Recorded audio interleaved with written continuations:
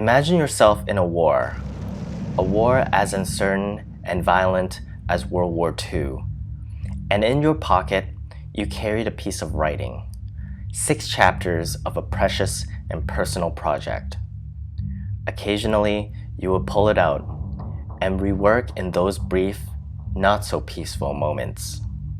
Imagine having your work travel with you as you storm the beaches of Normandy, survive the Battle of the Bulge, and march through concentration camps in Nazi Germany. What would this piece of writing become? In Jerome David Salinger's case, that piece of work is The Catcher in the Rye. Asking why The Catcher in the Rye was never made into a movie is a question about what a writer sees in his own work. How much of his soul lies in between those lines? The pages did not simply represent the story written, but rather the turmoil and the resilience of the author. It represented who Salinger was. This is the story of why The Catcher in the Rye, one of the most infamous literary works, was never adapted into a movie. JD Salinger began writing The Catcher in the Rye in 1940, or at least that was when he first spoke about it. In his early 20s, Salinger was an aspiring writer. Having completed a writing course with American writer Whit Burnett, he had a lot of momentum, as many young writers do. Salinger wanted to become financially stable and maybe even famous. In those early years, he even told Burnett that he was eager to sell the film rights to his work so he can ensure that stability. Dating Una O'Neill, daughter of playwright Eugene O'Neill, appeared to be a move in the right direction. He was 22 when he met her, and she was 16. A year later, they were officially dating, and he joined her at the pinnacle of the social ladder in New York City, attending some of the most elite parties in the country. Salinger was uncomfortable at these gatherings. He disliked the company, those pretentious socialites with their entitlement and their faux humility. Those people were phonies. Yet, he had a complicated relationship with Una O'Neill.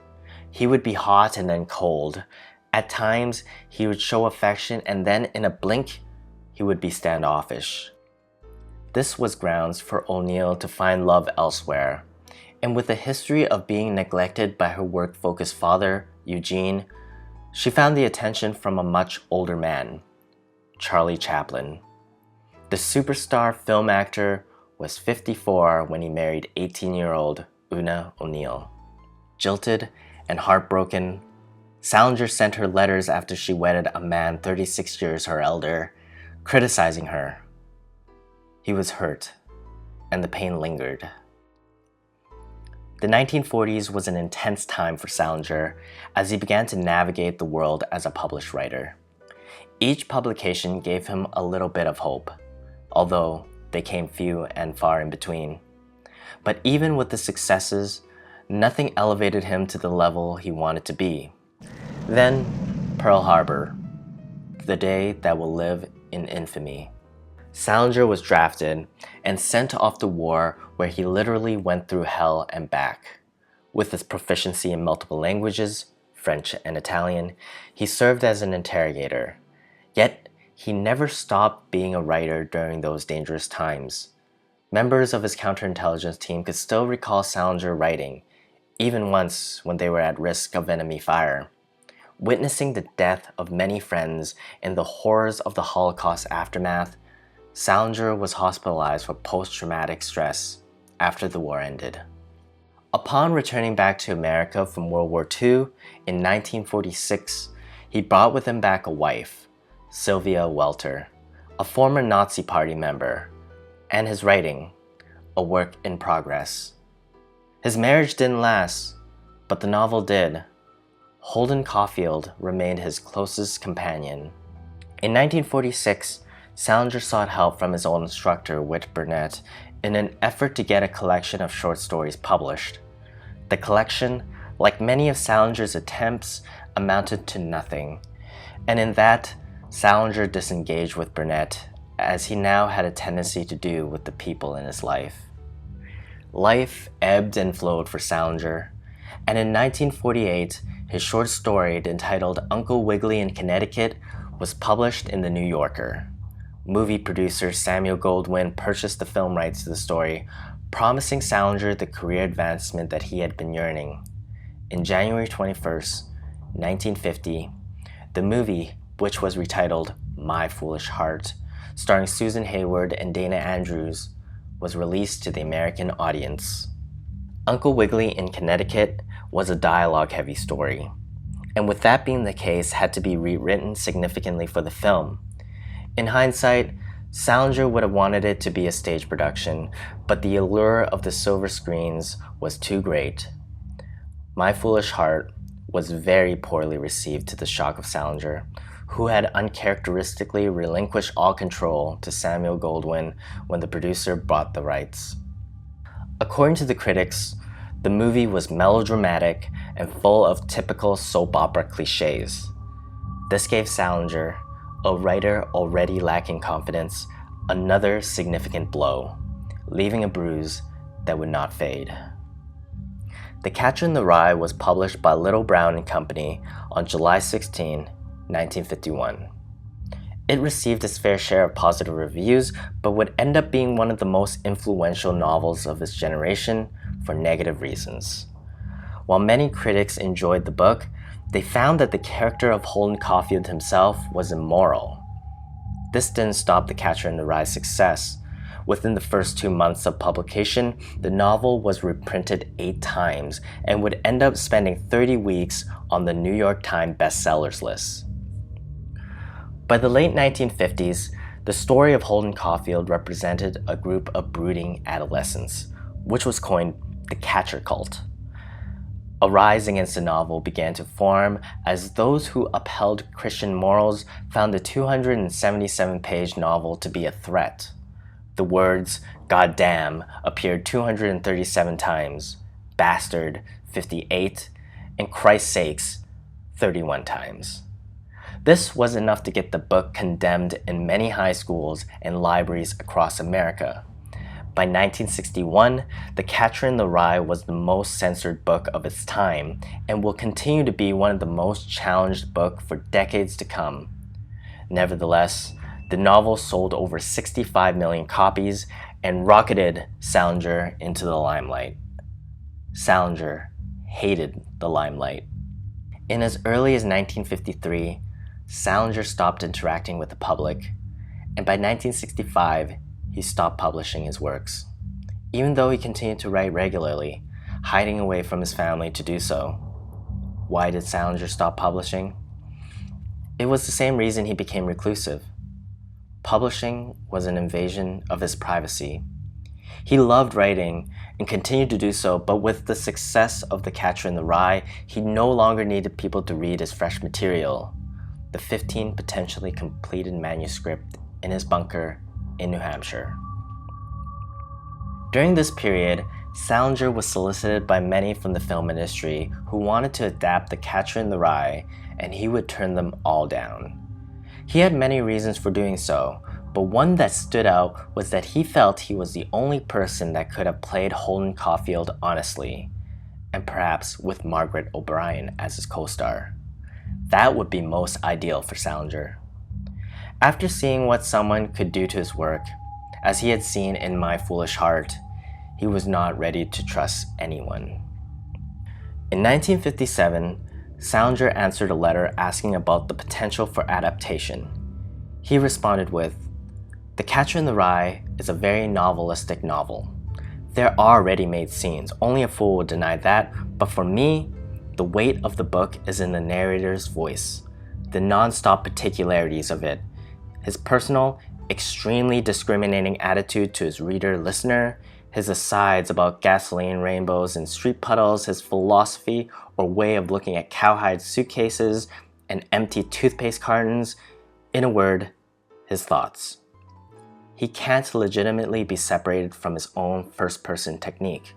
True, if the separation is forcibly made, there's enough material left over for something called an exciting, or maybe just interesting, evening in the theater. But I find that idea if not odious, at least odious enough to keep me from selling the rights. And Holden Caulfield himself, in my undoubtedly super biased opinion, is essentially unactable. Unactable, not even for the king of comedy, Jerry Lewis, who tried for many years to acquire the rights to play Holden Caulfield. Salinger never even humored him. The list of elite filmmakers continued to knock on Salinger's door as the year passed. In 1961, Elia Kazan, famous for On the Waterfront and A Streetcar Named Desire, wanted to produce a Broadway version of The Catcher in the Rye. Billy Wilder of Double Indemnity made many attempts to communicate with Salinger, but it only ended up making the author annoyed and angry. Steven Spielberg, Harvey Weinstein, Marlon Brando, Jack Nicholson, Leonardo DiCaprio, Tobey Maguire, Ethan Hawke, and John Cusack, who famously said that he regretted turning 21 because he was now officially too old to play Holden Caulfield, were not alone. Many generations of actors and filmmakers came and went, and none of them added Holden Caulfield or The Catcher in the Rye to their credits. Acquiring the film right is the first step in adapting a novel to a movie. Without it, there is no moving forward. No amount of money was going to sway Salinger, convincing him to relinquish his protection of his most precious work. On December 8, 1980, John Lennon was shot and killed outside of his apartment, the Dakota, by what police deemed a local crackpot, Mark David Chapman. On Chapman's body was a copy of The Catcher in the Rye. The killer continued to endorse the book during his arrest and trial. In 1981, after an attempt to assassinate Ronald Reagan, the authorities found The Catcher in the Rye in culprit John Hinckley Jr.'s apartment. In 1989, after actress Rebecca Schaeffer was murdered by Robert John Bardo, the novel was found on him when arrested. Perhaps it was all circumstantial and merely a correlation, but The Catcher in the Rye was deemed a book with unholy powers. JD Salinger hid from all of this, as his novel continued to be read and criticized almost 4 decades after its publication. To this day, The Catcher in the Rye holds a mystique. What power does it have over the readers, compelling them to do something so extreme? I believe if the novel was adapted into a movie, the power of the text would have been dampened. It would have been unlikely that these murderers would have been arrested with a DVD starring Marlon Brando or Jack Nicholson. Salinger knew what a poor adaptation could do to literature. In 2009, a Swedish writer by the pseudonym of John David California published a book called 60 Years Later, Coming Through the Rye, which chronicles Holden Caulfield's life as a 76-year-old man. When Salinger caught a whiff of it, he sent his lawyers to sue California, real name Frederick Colting. 60 Years Later was banned in America. Even near the end, Salinger did not want his work to be tainted and defended it until his last breath, which came on January 27, 2010. Salinger died at his home in Cornish, New Hampshire. He was 91 years old. It was then that Hollywood wondered how long they would need to wait now until The Catcher in the Rye will be released in theaters. In 1957, Salinger wrote a letter toying with the idea of giving the unsold film rights to his family as an insurance policy. They could sell it if they were financially desperate. He accepted that he would be dead and cannot see the results anyways. But that letter was written long, long ago. He had since separated with his second wife, Claire Douglas, and his daughter, Margaret, had written a memoir with a not-so-flattering portrayal of her father. Understanding how Salinger tended to respond to slights, it's unlikely that the rights would have been in their hands at the time of his death. In 1976, the Copyright Act changed, and it allowed The Catcher in the Rye to be renewed in 1979, extending its term by 28 years from its original publishing in 1951.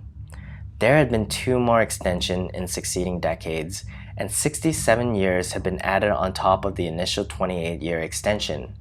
Without getting into too much copyright detail, The Catcher in the Rye will enter public domain in 2046, 95 years after the story was published. 2046. If you're eager to see the Catcher in the Rye movie, that will be how long you will have to wait. However, many have claimed that a Catcher in the Rye-esque movie had already been made by director Burr Steers called Igby Goes Down in 2002, starring Kieran Culkin, Claire Danes, and Jeff Goldblum. The movie follows a rebellious young boy who recently flunked out of prep school, attempting to deal with all the relationships and circumstances required of him as he grows up. Steers acknowledged the similarities but said that Igby Goes Down was inspired by his own experiences living in New York as a child. He had initially wanted to write a novel, but the project became a script and then a movie. In 2019, Salinger's estate announced they are planning to release some of the late author's unpublished works, and in addition, finally bring his available works to the digital form. Salinger had been against ebooks and audiobooks, but in an interview with the New York Times, JD Salinger's son, Matt Salinger, said he wouldn't want people to not be able to read his stuff. And with that sudden change in tide, perhaps the movie will come sooner. Would you go see The Catcher in the Rye when it comes out in theaters? And who should play Holden Caulfield? Let me know in the comments below. And don't forget to subscribe for more videos on the journeys of writers and creators.